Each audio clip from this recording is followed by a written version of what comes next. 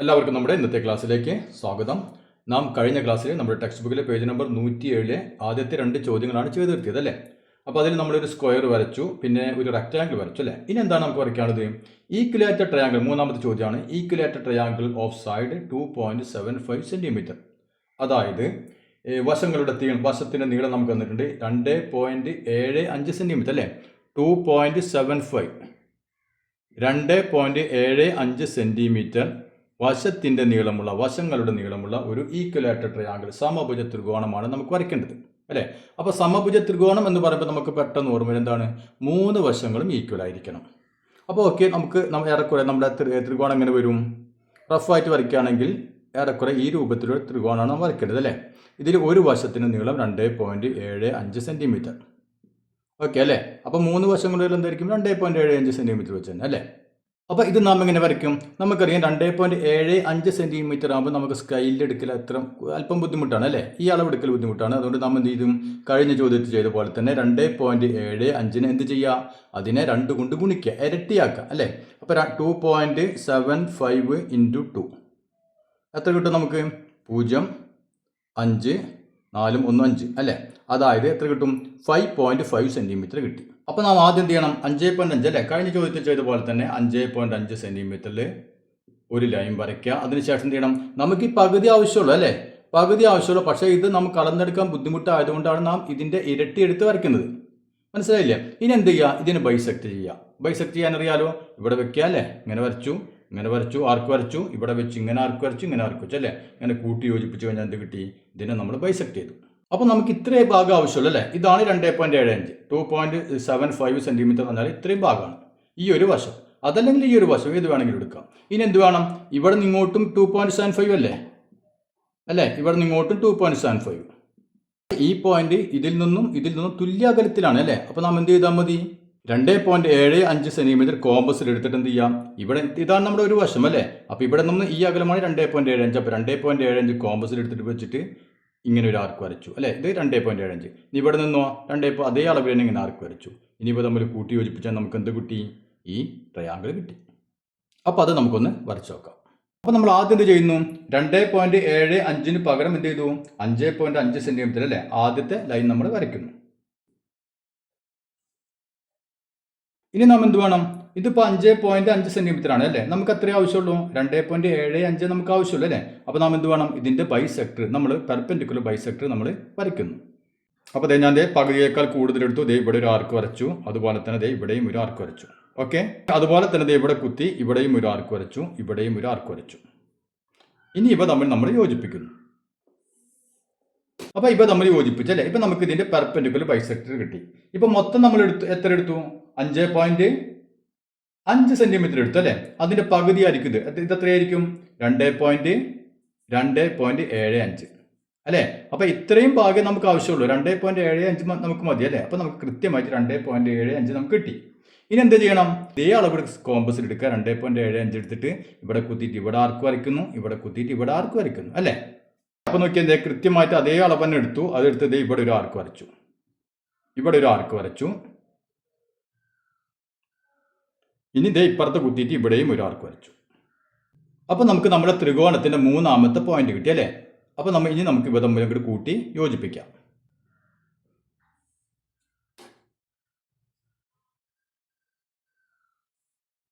Okay, ഇവ തമ്മിൽ കൂട്ടി യോജിപ്പിച്ചല്ലേ. അപ്പോൾ ഇവിടെ നിന്ന് എത്രയായിരിക്കും? ഇവിടെ ഈ ഡിസ്റ്റൻസ് എത്രയായിരിക്കും? ഇത് 2.75 അല്ലേ, ഇതും 2.75. അപ്പോൾ അത് മനസ്സിലായില്ലേ? ഓക്കെ, ഇനി നമുക്ക് അടുത്ത ചോദ്യം ചെയ്ത് നോക്കാം. ഇനി നമ്മുടെ 4ാമത്തെ ചോദ്യം നോക്കിയേ. Triangle of area 9 square centimetres and 1 side 4.5 centimetre അല്ലേ. ഇവിടെ നമുക്കൊരു ത്രികോണമാണ് വരയ്ക്കേണ്ടത്. ത്രികോണത്തിൻ്റെ ഒരു വശത്തിൻ്റെ നീളം 4.5 സെൻറ്റിമീറ്റർ. പിന്നെ നമുക്ക് എന്താണ് തന്നിട്ടുള്ളത്? അതിൻ്റെ ഏരിയ തന്നിട്ടുണ്ട് 9 സ്ക്വയർ സെൻറ്റിമീറ്റർ. മനസ്സിലായല്ലോ. അപ്പോൾ തന്ന കാര്യങ്ങൾ എന്തൊക്കെയാണ്? ഒരു സൈഡ് അല്ലേ, ഒരു സൈഡിൻ്റെ നീളം എത്രയാണ്? 4.5 സെൻറ്റിമീറ്റർ ഒരു സൈഡ് തന്നിട്ടുണ്ട്. പിന്നെ നമുക്ക് തന്നിട്ടുള്ളത് ഏരിയയാണ്. ഏരിയ ഈക്വൽ ടു എത്രയാണ്? 9 സെൻറ്റിമീറ്റർ സ്ക്വയർ അല്ലെ, സ്ക്വയർ സെൻറ്റിമീറ്റർ. അപ്പോൾ ഇത് വെച്ചിട്ട് നമ്മൾ എങ്ങനെ ത്രികോണം വരയ്ക്കും? നമുക്കതറിയാം. 3 സൈഡുകൾ കിട്ടുകയാണെങ്കിൽ ത്രികോണം വരയ്ക്കാൻ നമുക്കറിയാം അല്ലേ. ഈ വശം നമുക്ക് 4.5 സെൻറ്റിമീറ്റർ. ഓക്കെ, ഇനി നമുക്ക് ഈ വശവും കിട്ടുകയാണെങ്കിൽ ത്രികോണം വരയ്ക്കാൻ പറ്റും അല്ലേ. പക്ഷെ വേറെ ഒന്നും നമുക്ക് തന്നിട്ടില്ല. പിന്നെ നമുക്ക് തന്നിട്ടുള്ള എന്താണ്? ഈ ഏരിയയാണ് തന്നിട്ടുള്ളത്. അപ്പോൾ നമ്മൾ എങ്ങനെ ത്രികോണം വരയ്ക്കും? അപ്പോഴാണ് നമ്മൾ ഓർക്കേണ്ടത്, ഏരിയ എന്ന് പറഞ്ഞാൽ എന്താണ്? ഒരു ത്രികോണത്തിന്റെ ഏരിയ, അതായത് പരപ്പളവ്. പരപ്പളവ് എന്ന് പറഞ്ഞാൽ എന്താണ്? നമുക്ക് അതിന്റെ ഇക്വേഷൻ നമ്മൾ പഠിച്ചിട്ടുണ്ടല്ലോ, ഹാഫ് ബി എച്ച് അല്ലേ, അര ബി എച്ച്. ഇതാണ് അതിന്റെ ഇക്വേഷൻ, ഓർമ്മയില്ലേ? അര ബി എച്ച്. ഇതിൽ ബി എന്ന് പറഞ്ഞാൽ എന്താണ്? ബേസ് അല്ലെ, പാദം. അപ്പൊ ഇത് നമുക്ക് പാദം തന്നിട്ടുണ്ട്, അതായത് ഒരു വശത്തിന്റെ നീളം നമുക്ക് തന്നിട്ടുണ്ട് 4.5. ഇനി ഇതിലൊരു എച്ച് വരുന്നുണ്ട് അല്ലെ. എച്ച് എന്ന് പറഞ്ഞാൽ എന്താണ്? എച്ച് എന്ന് പറഞ്ഞാൽ ഈ ബേസിന്റെ ഓപ്പോസിറ്റ് അല്ലെ, ഏറ്റവും ഉയരമുള്ള ഭാഗത്ത് നിന്ന് ഇതിലേക്കുള്ള പെർപെൻഡിക്കുലർ ഡിസ്റ്റൻസ് ആണ്, ലംബമായ ദൂരമാണ് എച്ച് അല്ലെ. അപ്പൊ നമുക്ക് ഇതിൽ നിന്ന് എന്ത് കണ്ടുപിടിക്കാൻ പറ്റും? എച്ച് കണ്ടുപിടിക്കാൻ പറ്റും അല്ലെ. എങ്ങനെ കണ്ടുപിടിക്കുക? നമുക്ക് ഇതിന്റെ ഏരിയ എത്രയാണ് തന്നിട്ടുണ്ട്. എത്രയാണ് ഏരിയ? 9 അല്ലെ. അതായത് ഹാഫ് ബി എച്ച് എത്രയാണ് നമുക്ക് തന്നിട്ടുണ്ട്? 9. ഇവിടെ നോക്കിയേ, ഹാഫ് ബി എച്ച് എന്ന് പറഞ്ഞാൽ അത് 9 ആണ് അല്ലെ. അതിൽ ബി, ബേസ് നമുക്കറിയാം എത്രയാണ്? Base B is equal to, base നമുക്ക് തന്നിട്ടുണ്ട്, അതായത് ഒരു വശത്തിന്റെ നീളം 4.5 അല്ലെ. ഇതാണ് ബേസ്.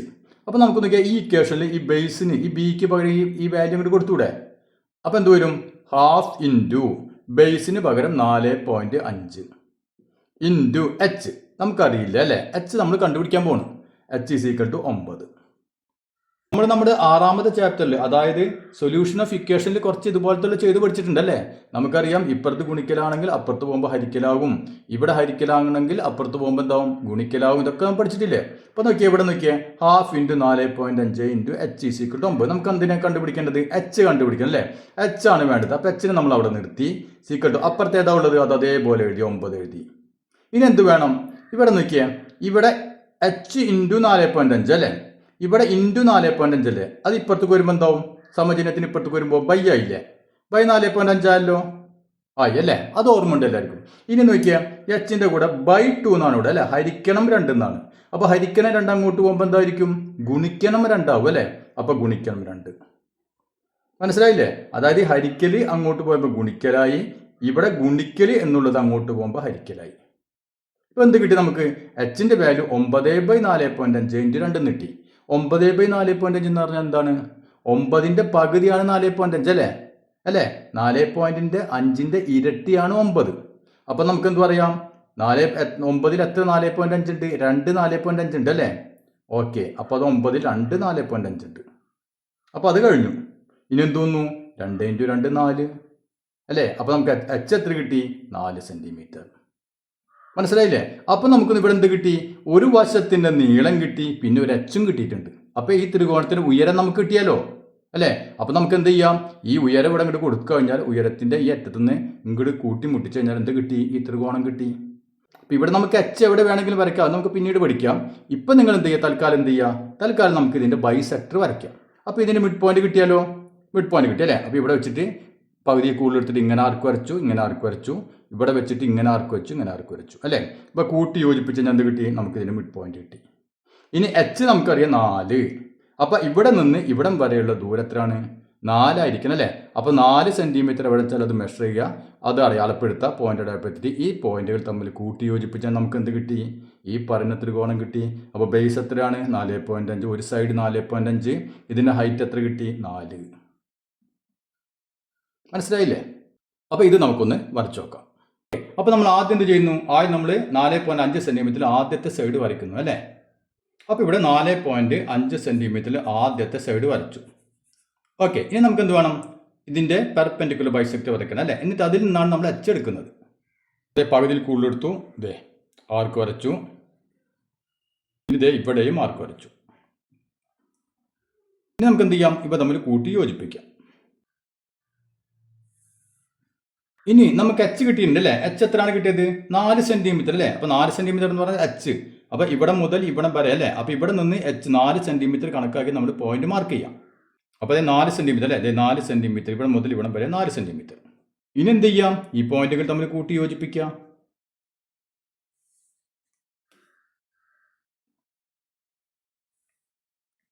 അപ്പോൾ ഓക്കെ, ഇവ തമ്മിൽ കൂട്ടി യോജിപ്പിച്ചല്ലേ. ഇപ്പൊ നമുക്ക് എന്ത് കിട്ടി?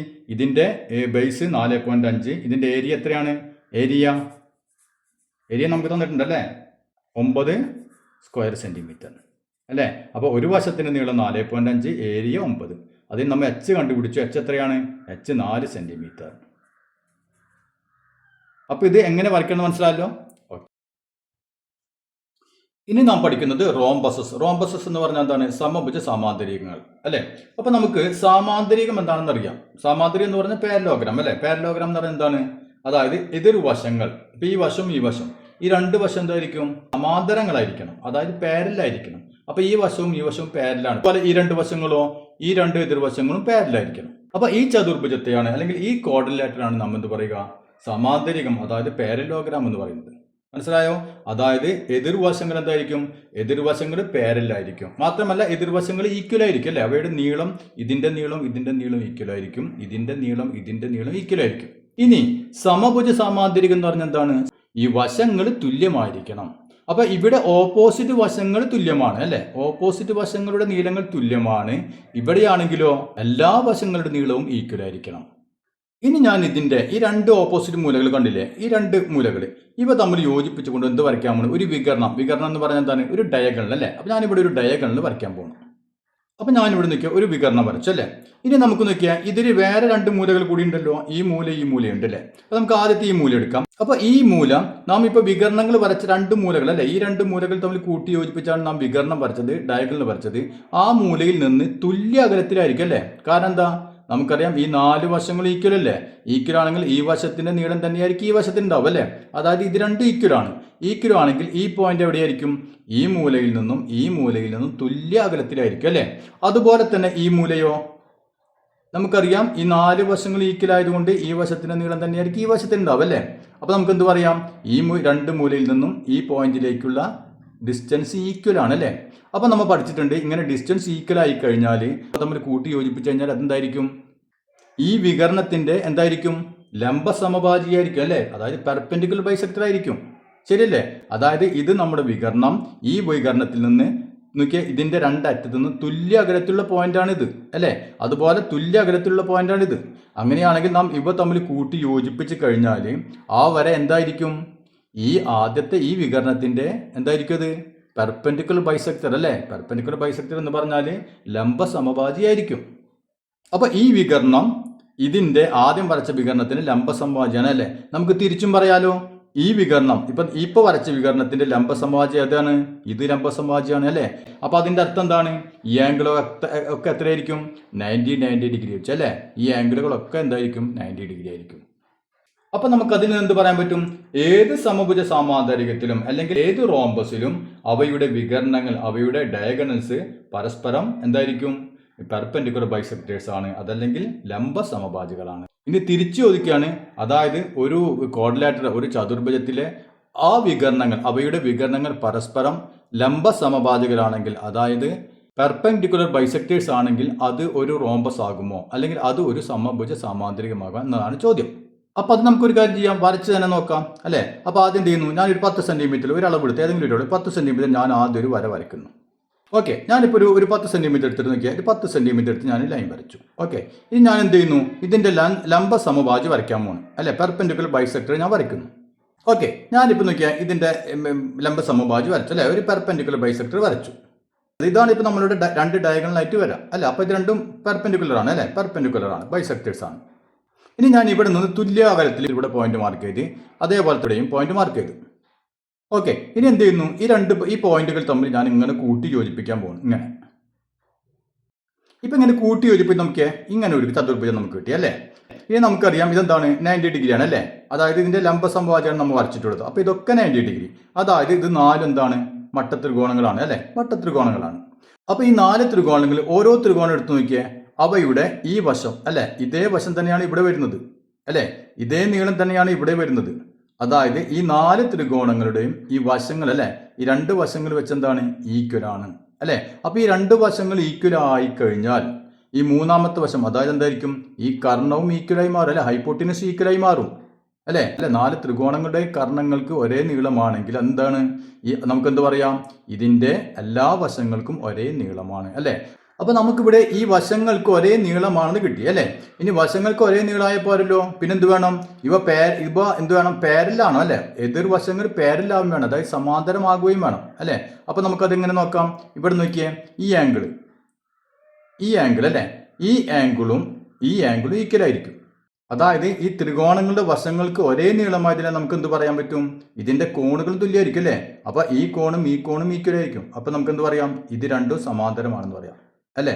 ഇനി ഇവിടെയാണെങ്കിലോ ഈ ആംഗിളും ഈക്വൽ ആയിരിക്കും അല്ലേ? ഈക്വൽ ആയിരിക്കും. അപ്പൊ നമുക്ക് എന്ത് പറയാം? ഈ രണ്ട് വശങ്ങളും സമാന്തരമാണ്. അപ്പൊ ഇതിൽ നിന്ന് നമുക്ക് എന്ത് പറയാം? ഒരു ചതുർഭുജത്തിലെ വികർണങ്ങൾ അല്ലെ, ഡയഗണൽസ് പരസ്പരം ലംബ സമവാചികളാണെങ്കിൽ, അതാണ് നമ്മൾ ആദ്യം വരച്ചല്ലേ. ഇതിന് ലംബ സമവാചിയായിട്ട് ഇത് വരച്ചു അല്ലെ, പെർപെൻഡിക്കുലർ ബൈസെക്ടർ ആയിട്ട് ഇത് വരച്ചു.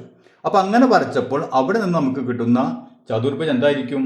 അത് ഒരു സമഭുജ സാമാന്തരികമായിരിക്കും, അതായത് ഒരു റോംബസ് ആയിരിക്കും.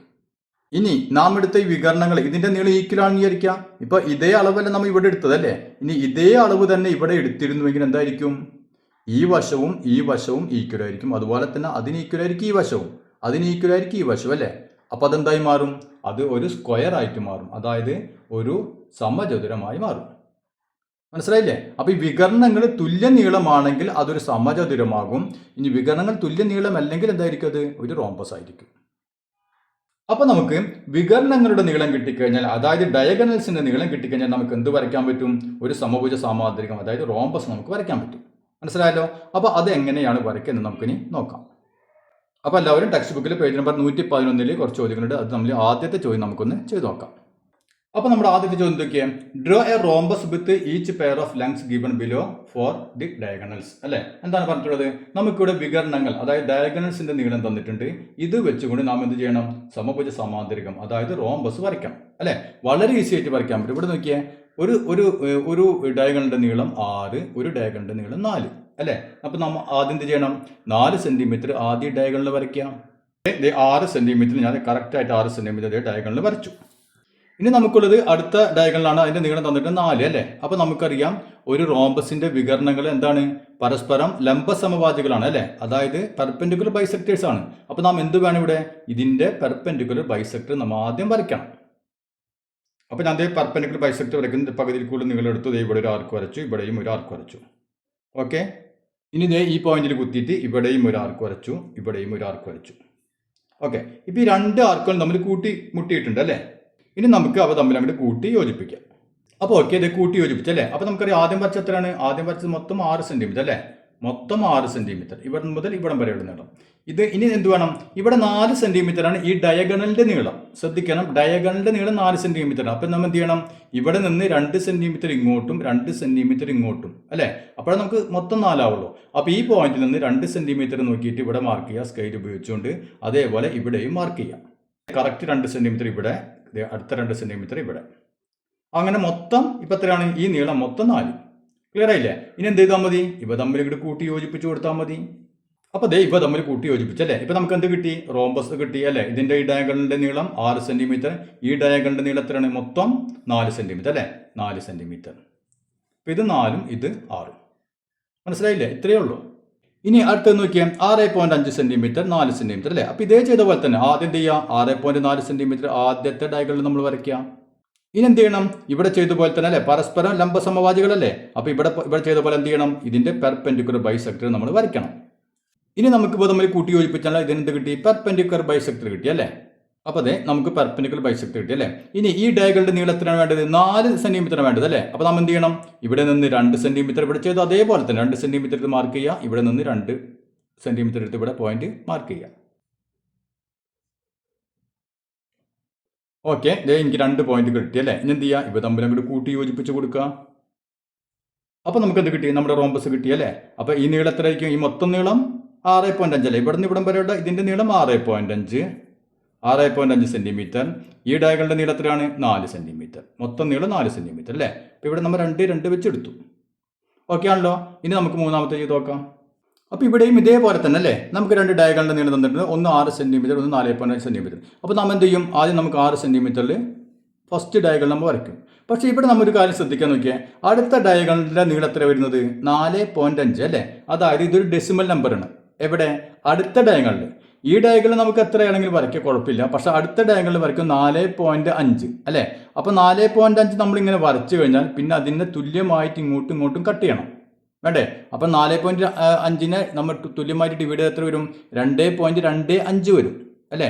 അപ്പോൾ 2.25 വരും. അപ്പോൾ 2.25 എന്ന് കഴിഞ്ഞാൽ നമുക്ക് സ്കെയിൽ എടുക്കാൻ കുറച്ച് ബുദ്ധിമുട്ടുണ്ട് അല്ലേ? അതുകൊണ്ട് നമുക്ക് വേണമെങ്കിൽ എന്ത് ചെയ്യാം? വേണമെങ്കിൽ നമുക്ക് ഈ 4.5 നമുക്ക് ഇങ്ങോട്ട് വരയ്ക്കാം. അപ്പോൾ ഇവിടെ നമുക്ക് 4.5 ഈസി ആയിട്ട് എടുക്കാം അല്ലേ? 4.5 ഇങ്ങനെ എടുത്തിങ്ങോട്ട് ബാക്കി 6 ഇപ്പുറത്തേക്ക് വരയ്ക്കാം. അപ്പോൾ ഞാൻ ആദ്യം 4.5 ഫസ്റ്റ് ഈ ഡയഗണൽ ആദ്യം വരച്ചു. ഓക്കെ, ഇനി എന്ത് ചെയ്യണം? ഇവിടെ ചെയ്ത പോലെ തന്നെ അതിൻ്റെ പെർപെൻഡിക്കുലർ ബൈസെക്ടർ അല്ലേ, അത് വരയ്ക്കാം. ഇനി എന്തെടുത്താൽ മതി? ഇവിടെ 4 അല്ലേ, ഇവിടെ ശ്രദ്ധിക്കുക, ഇവിടെ 4.5 നമ്മൾ ഓൾറെഡി എടുത്തു കഴിഞ്ഞു. ഇനി എന്തെടുക്കണം? 6 എടുക്കേണ്ടത് അല്ലേ? അപ്പോൾ 6 എടുക്കാൻ ഇവിടെ നിന്ന് ഇങ്ങോട്ട് 3, ഇവിടെ നിന്ന് ഇങ്ങോട്ട് 3. അപ്പോൾ 3 ആകുമ്പോൾ നമുക്ക് ഈസി ആയിട്ട് എടുക്കാം അല്ലേ? ഇവിടെ നിന്ന് ഇങ്ങോട്ട് ഇതാണ് 3 സെൻറ്റിമീറ്റർ വരാം, ഇവിടെയാണ് 3 സെൻറ്റിമീറ്റർ വരാം.